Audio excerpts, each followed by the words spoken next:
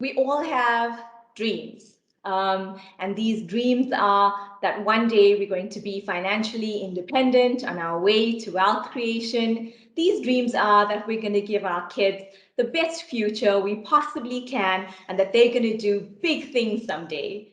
But these things actually stay dreams unless we put actionable steps towards achieving them.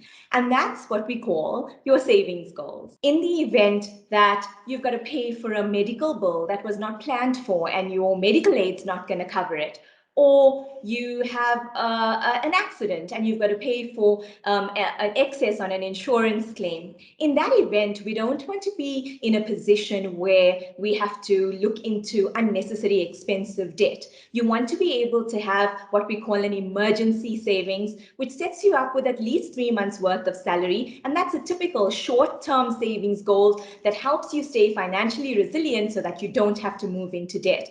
Now, a medium-term goal is you want to send your child to university, or you want to send them to private school in the next 3 to 5 years, and you want to be able to save up for that goal. And that's typically a medium-term goal, which is associated with that dream of giving them the best future possible. And then the last one, which is the longer-term goal, is about setting ourselves up for retirement. We dream about that second wave. We dream about sitting on the beach and not having to work every single day. And in order to achieve that dream, you've got to be saving towards a long-term goal like retirement so that you can make that a reality.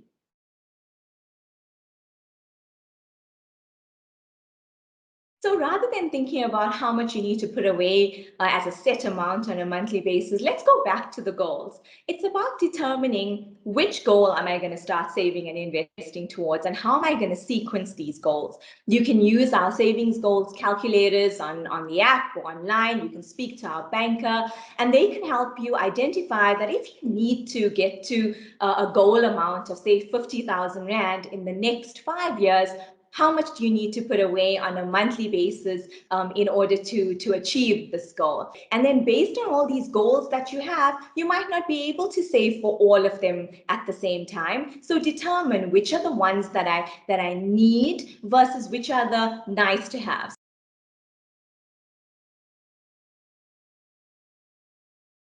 When it comes to minimizing debt, I think the first principle is understanding where our money goes on a monthly basis. Using calculators like Track Your Spend on the app really helps you to do this. And it's not necessarily about minimizing, it's about making the decisions and trade-offs. Also using your rewards in a better way is a really good tip. I mean, we're getting up to 3 months of our bank fees back now in eBucks, but what are we doing with these eBucks? Using them towards your spend, using them for your groceries or whatever it may be, helps you then to free up money to save towards your goals, both long-term and short-term.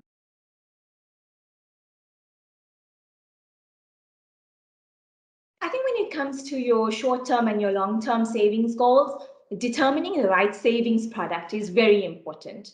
So when you're saving for the short term, like your emergencies, you'll typically choose a savings product where your capital is guaranteed and where you're getting interest and you can access the money as and when you need it. When you're looking at your long-term savings product, you're going to choose a product that gives you diversification from an asset class point of view. So either your unit trusts, which are specifically designed like the Horizon series to achieve these long-term goals. And typically, because you're saving for the long term, your money can withstand the volatility over the short term. Now you can track your savings goals both long and short on the app. And when you're thinking about staying invested, remember that if the money in the short term is looking pretty volatile, you're in it for the long haul. And typically you're going to get those inflation beating returns over that period.